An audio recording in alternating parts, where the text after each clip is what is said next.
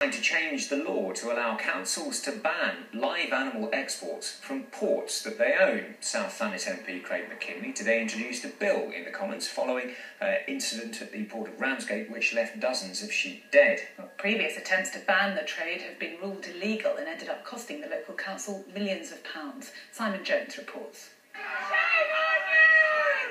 Each known shipment of live animals from Ramsgate is met with anger. There are many reasons why we should all have concerns at any act of animal transportation that imposes stress and unnecessary suffering, when the most logical answer is local slaughter. Concern too today in the Commons. I think the community is unified. There's a lot of activists across Kent that don't want to see this trade through Ramsgate Port. So I think this really does hit what local people really want, and that's why I brought it forward. There was an initial attempt to scrap the trade in 2012 when 44 sheep had to be destroyed because they were found to be sick and lame. Exports from Ramsgate had begun the previous May, but they were banned by Thanet Council in September 2012 to protect the welfare of animals. That was declared illegal by the High Court in February 2014, which described this ban as being a disproportionate decision reached in haste. The National Farmers Union says any new attempt to introduce a ban will fail. Well, I don't really see the logic of that, because if you ban livestock from going through there, what's to stop them from banning other products? You know, this is legitimate trade, legal trade.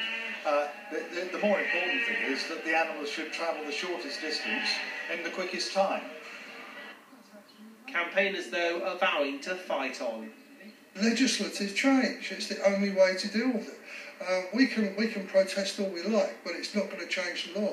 What we're doing with Craig Mackinlay and others is to try to change the law. The issue will return to the Commons in the autumn.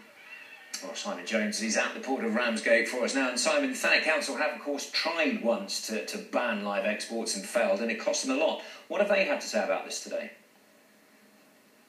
Well, it ended up costing them a fortune, some £4.5 million in compensation for exporters, plus another £500,000 in legal fees. So they were reluctant today to be drawn into the debate once again, but they said they recognise that live exports are legal, and they say if they took a stance and even appeared to suggest they were against them, that could leave them open to further legal challenge. They also point out the Act the MP is trying to change has now been superseded by new European regulation, so they're not convinced it's going to make a difference. OK, Simon, thank you.